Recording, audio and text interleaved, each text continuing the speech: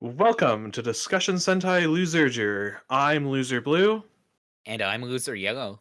and this is a show where we talk about the newest episodes of Kamen Rider and Super Sentai. Today we're talking about Kamen Rider Zeztz, episode 19, and Gozyuger, episode 47. We always start with Rider, so Yellow, what'd you think of episode 19 of Zeztz?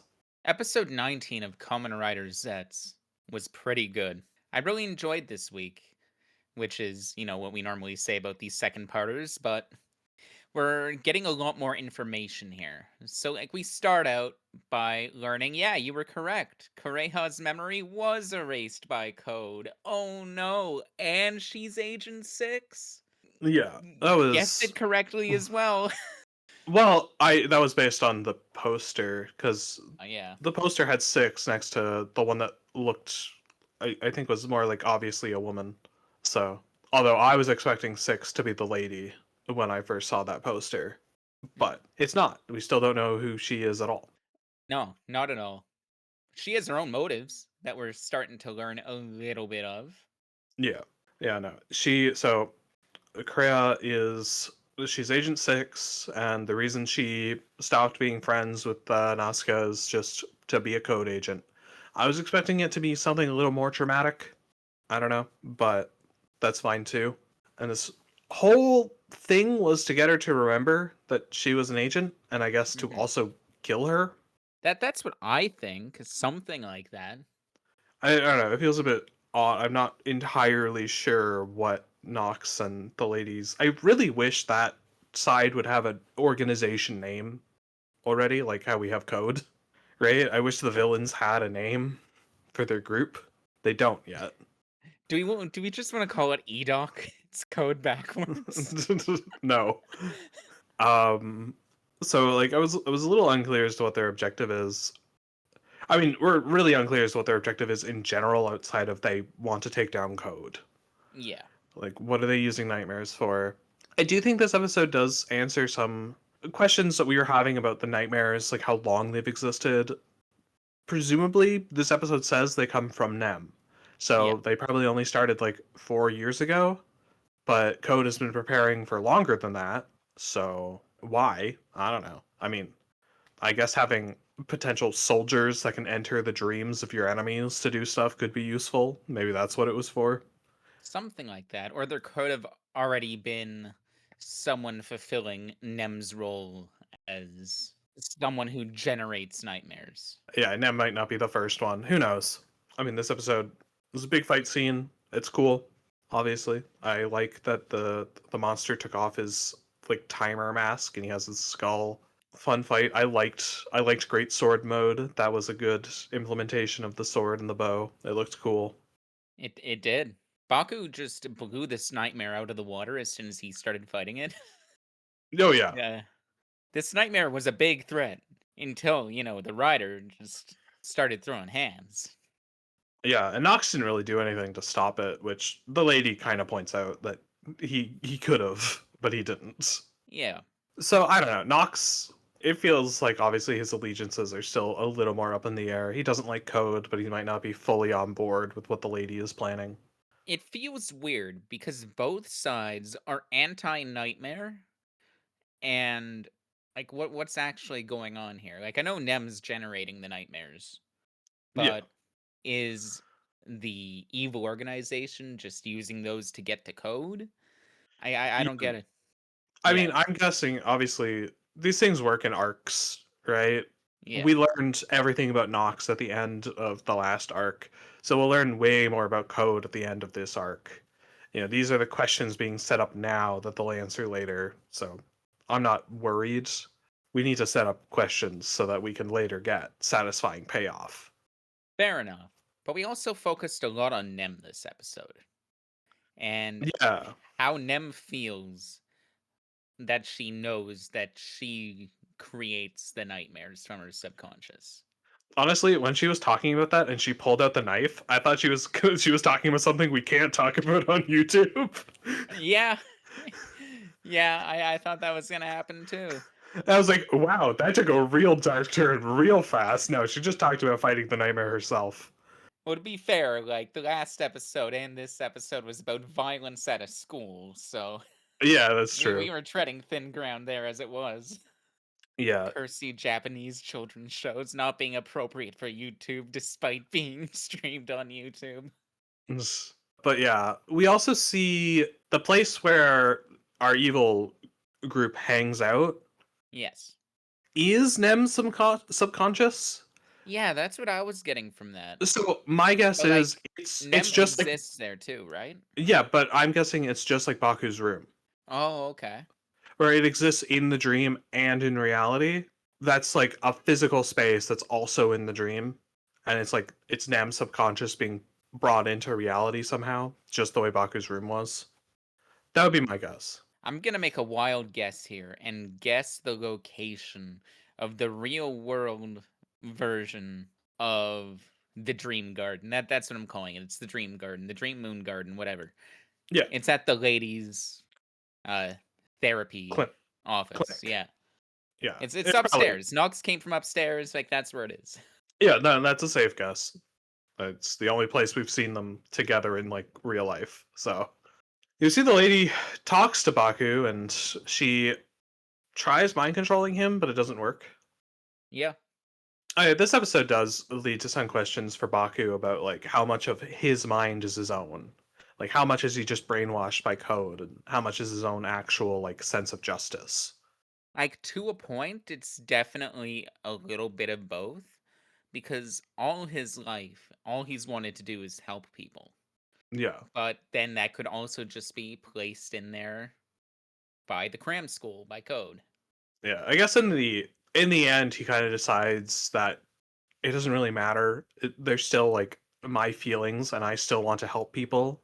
But it's also in a sense of like, I'm not doing this for code. I'm doing it for the dreamer, the average person. Yeah. So if code ever went against that, he's not like a slave to code. That's kind of probably how he views it. It doesn't really matter where the origin of these feelings come from. It's how he feels. He's made it his own. Now, hear me out. They just set up this episode that code can erase people's memory of the organization. That's going to happen to Baku at some point. And But, yeah, secondary or tertiary riders are going to have to get him back. We're that gonna have that is one episode where it's like, oh, Baku's not Zeztz anymore. Oh no. that is entirely possible. Again, setting up the memory thing, he could have been an agent before and had his memories erased. Although it seems like he can get the memories back pretty easily, so probably Yeah. not. It's just weird that Kreia was able to know he was 7 when she had only ever met him when they were 7. Yeah. So that's probably just a plot convenience thing. I don't have to worry about it.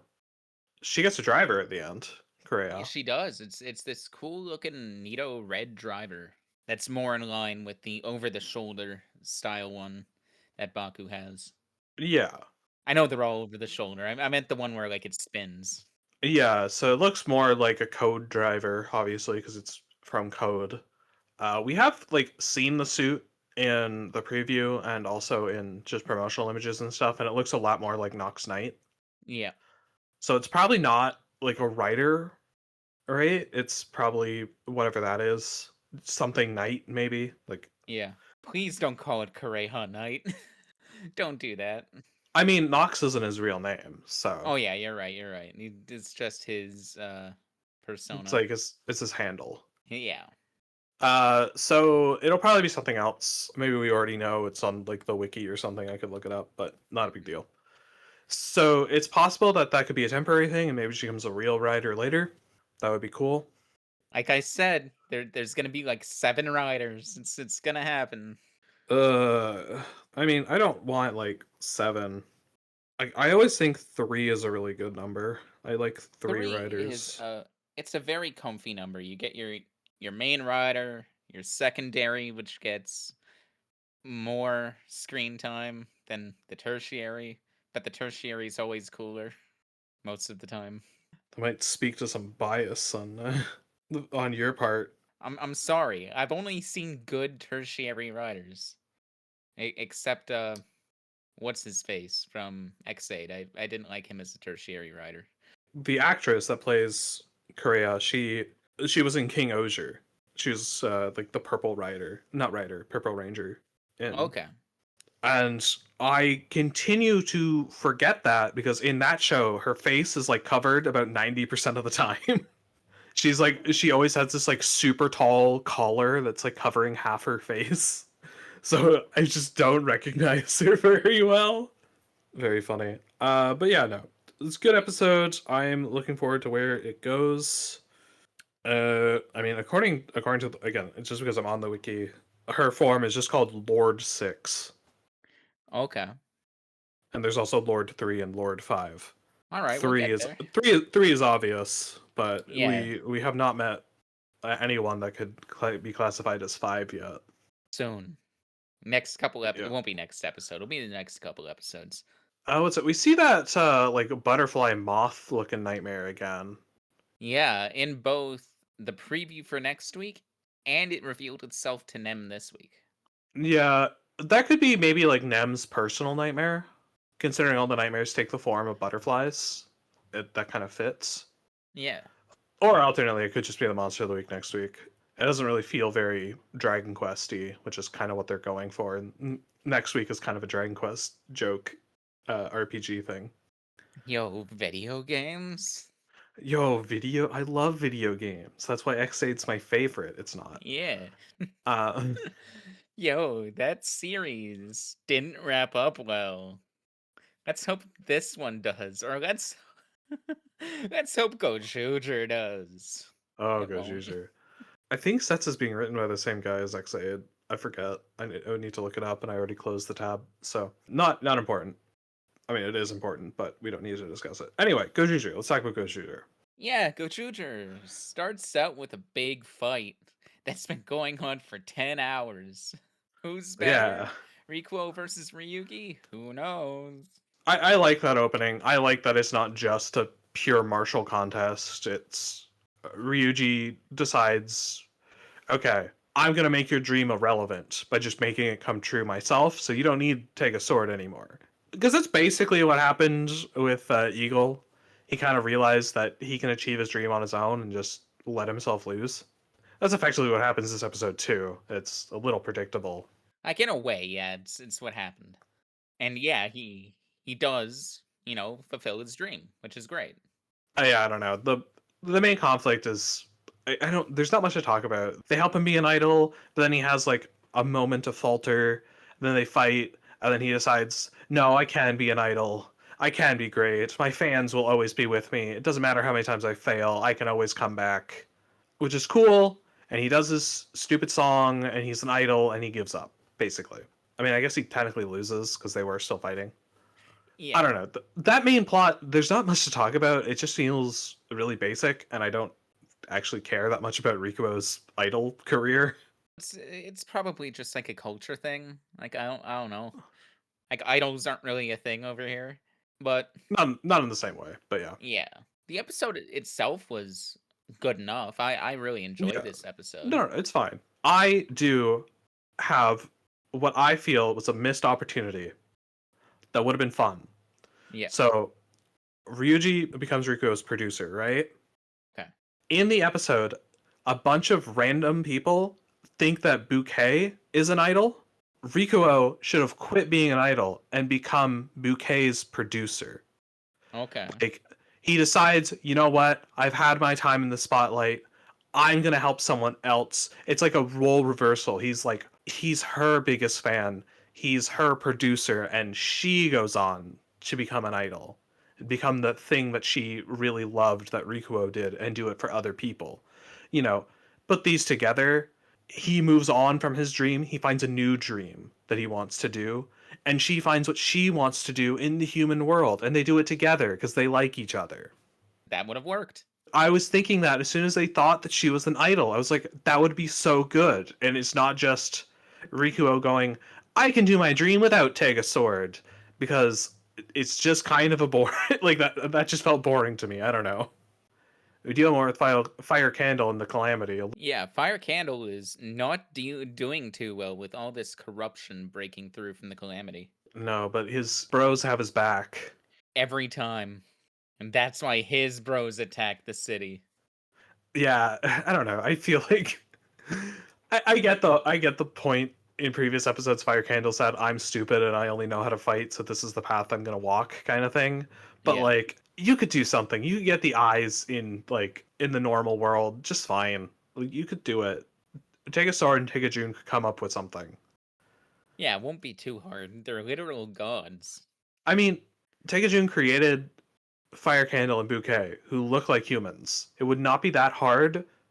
I just feel like it wouldn't be that hard with Tega Sword for her to make the eyes look like humans, right? Yeah.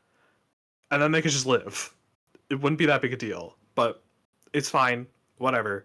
I understand Fire Candle's thing. It's kind of a stubborn. This is the only path I know, and the people that have already died, I don't want them to it all to be in vain. I get that. It just feels kind of manufactured. I'm starting to feel like Fire Candle's whole goal is to just have another good fight with Hoeru. Because he's like fantasizing about him. Because the Rets, Yeah, Rex. the Not to be the confused with Rex.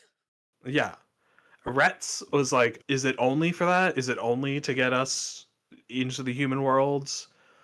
And then the Fire Candle starts fantasizing about Hoeru, so maybe he does feel like he really wants a good fight or something like that. We'll see how it goes because obviously that's going to be like super coinciding with the Calamity. Yeah. Because the Calamity is going to be a big deal soon. Oh wow, yeah, he arrived at the end of this episode. Our boy Rex, the god of the cosmos, who just has like a little dumb stupid face. Yeah. Well, I mean, I feel it's obvious that Rex is going to show up. He has kind of like a cutesy voice, and he's going to, you know, he's going to feel silly, and then at a certain point, he's going to flip, and that face is going to turn into something evil, and he's going to start being like an asshole. Yeah, of course. But Like, what happened to Gladys? Well, he was Who is destroyed in the this last war. Rex? I was looking around I went onto the wiki about it because I was just like, wait, Rex is in charge? I thought Gladys was. But I don't know, it seems Gladys might be dead and Rex is now in charge. And maybe when they destroy Rex, Gladys will revive. Right? Maybe. Not that it really matters. The Calamity have left no like lasting impact, like character wise. Yeah. I haven't felt anything about any of them. They all just kind of showed up. They were evil. They destroyed some stuff, and then they died. And they don't even last a long time. They last like an episode each. Yeah, no, this Gozyuger has always had a focus issue. There's too many things to focus on, and the Calamity has definitely been pushed to the side. We do not care about them like at all, but they're going to show up at the end and be the big bads, and it will be lame. With 2 episodes left to go, total, realistically, what can be done with next episode's preview being very, oh no, Polar's getting manipulated focused, and having to wrap up the tournament? Yeah, I have no idea. That's the thing. If the Calamity didn't exist and we were just dealing with the tournament, the next episode would be Polar versus Wolf, and then the final episode would be like a three-way free-for-all, and then they could end it, right? But now we have the Calamity, so we kind of have to do both of those things really fast. I don't know. It's weird. I'm not sure what's going to go on with Polar. I don't really care what goes on with Polar. He's definitely the worst Gozyuger. Easily the worst Gozyuger. Wow, there was no Sumino this episode either. Oh, Showed there's a up for like little the bit. fight. Yeah, she showed up for the fight to say like, you guys dealt with Fire Candle when I was dealing with my fight, so I'll help you here. And our boy Eagle just, he helped some people It's like, get yo, away. run away, please. I can't transform anymore, so you just run. Feel like you could have, I don't know, lent him the ring, like just temporarily, Yeah.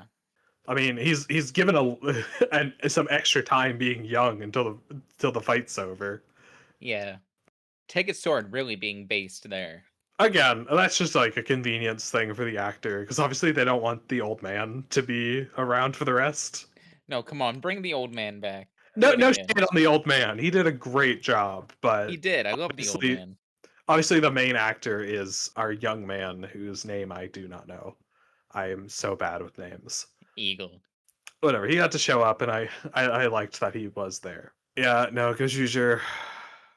I don't know how they're wrapping it up. This episode was fine. I liked it. I've missed opportunity, but it was okay. Damn. They gotta pull off something big in like the final episode. I don't know what it'll be though. And it'll probably kind of come out of nowhere and feel like an asshole, but Yeah. Something, something, something. The Calamity is gonna beat everyone. Something, something. All the universe rings fight. I can definitely see all the universe rings fight. Honestly, I'm thinking about it. However, will give literally everyone in the world a ring. We can have like every suit ever show up.